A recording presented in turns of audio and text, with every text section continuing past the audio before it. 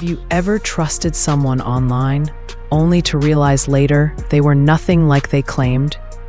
Today, we dive into a shocking story that shattered millions of followers' trust overnight. Clara Dao was once praised as a queen of body positivity, spreading self-love across TikTok and YouTube. To many, she was a symbol of empowerment, a beacon for anyone struggling with their body image. But one video changed it all, exposing dangerous advice hidden under a polished, inspiring facade. What went wrong, and how did one post undo years of trust? Stay tuned, because this story isn't what you expect, and it's a reminder that online fame isn't always what it seems. Let's start with a quick heads up. This video mentions eating disorders. If this topic feels too heavy, you might want to skip this one for your own comfort. Now, Clara Dao was once a name people trusted. She stood for body positivity. Her videos gave comfort to those feeling insecure, especially young girls looking for role models online. Clara's charm was her simplicity, sharing messages like your body is enough or bloating is normal. She made people feel seen, respected, and accepted. For years, Clara built a platform where judgment had no place. She defended skinny-shamed people and spoke up about issues many ignored. She wasn't just another influencer. She felt real, relatable, almost like a big sister giving gentle advice. But one video flipped the narrative. After years of sharing kind words, Clara posted a video titled, "How to Stay Skinny Without Dieting." That video wasn't what people expected.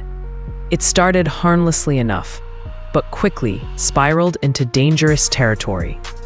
In the video, Clara advised only eating when really hungry. She casually mentioned forgetting to eat all day, describing hunger as a rare feeling. Her tone sounded light, almost cheerful. But the advice? It was alarming. Telling young audiences to ignore hunger sends a harmful message, one that could trigger unhealthy habits. Imagine a 12-year-old fan, someone who looked up to Clara, watching that video. Instead of promoting balance, Clara was suggesting an extreme mindset.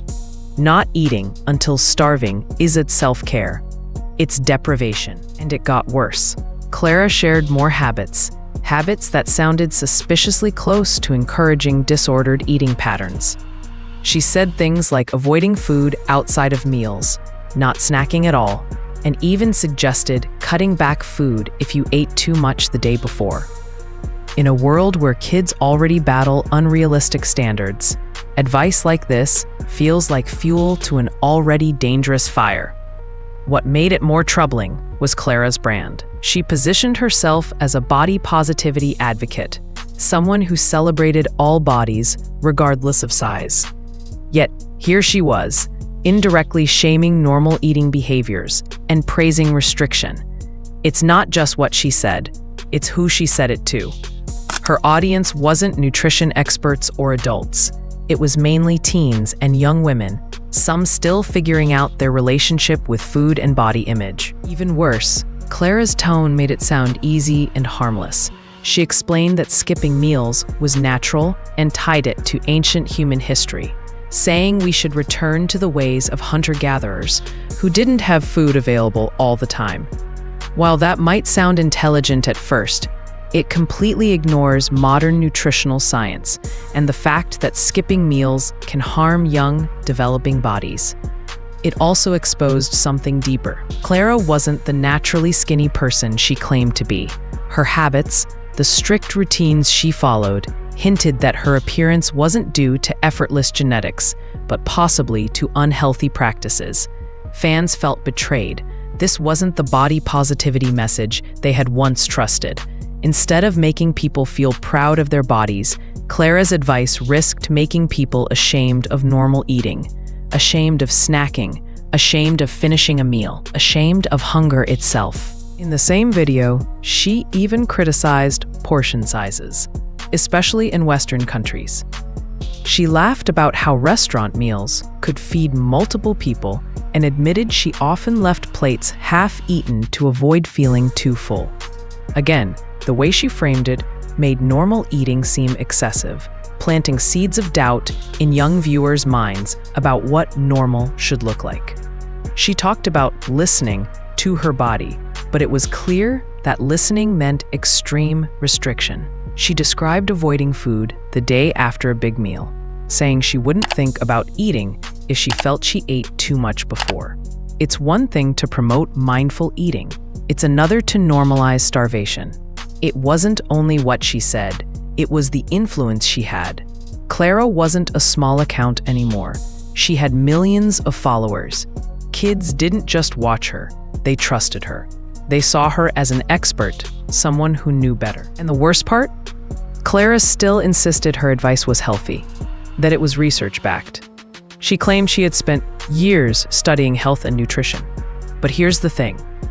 Harmful advice doesn't magically become safe just because someone dresses it up with fancy language. Bad advice is still bad advice, no matter how many buzzwords you throw at it.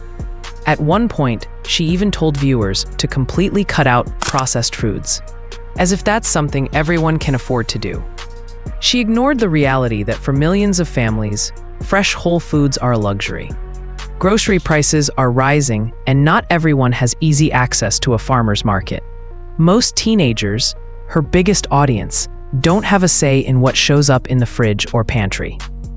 Telling them that processed foods are bad without adding any nuance isn't helpful. It plants shame around food choices they might not even control, pushing some to eat even less, or worse, feel guilty about meals they can't change. But Clara didn't stop there. She dismissed emotional eating like it was some shameful flaw, insisting that using food for comfort was simply wrong. End of discussion. The reality is more complex. Food carries meaning. It's not just fuel. It connects people to their culture, their families, their memories. Trying to erase that emotional bond doesn't teach healthier habits. It plants seeds of guilt and anxiety, especially in young, impressionable minds. Clara made it sound like feeling full or eating without strict self-imposed rules was a personal failure. She preached balance, but her real message boiled down to eat less, stay controlled, and if you can't, you're the problem. To make it worse, she bragged about avoiding all packaged foods as if that were easy for everyone. It's not.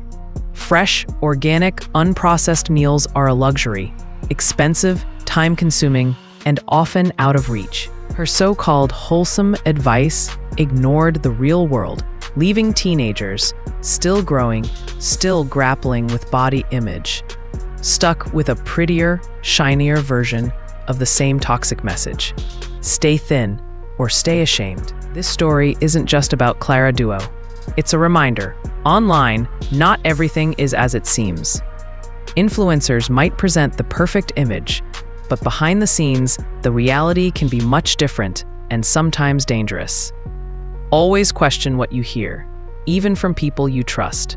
Your health, your body, your happiness, they should never be sacrificed for an unrealistic standard. Stay smart, stay critical, and most importantly, stay kind to yourself. If you found this video helpful, make sure to subscribe for more stories that pull back the curtain on internet fame.